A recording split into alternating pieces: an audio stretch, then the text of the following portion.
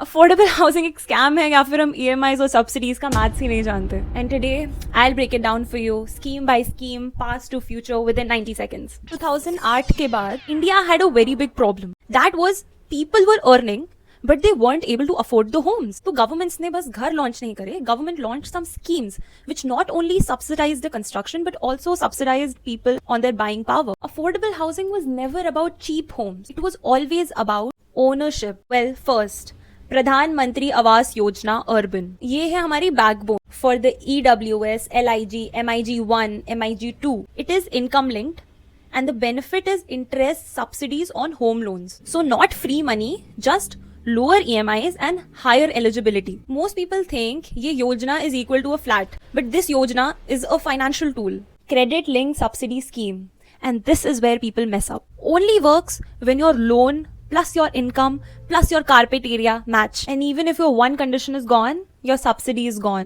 Affordable rental housing complex. This one is for our invisible population, that are our migrant workers, students, and urban renters. By this, India has finally accepted that not everyone needs to buy, but renting is also an excellent option. Affordable housing status for the developers.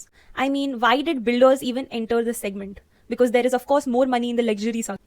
Tax benefits, faster approvals, and there are even higher FSI, FAR in some states. Here's the catch. There's always a catch. So why is it struggling right now?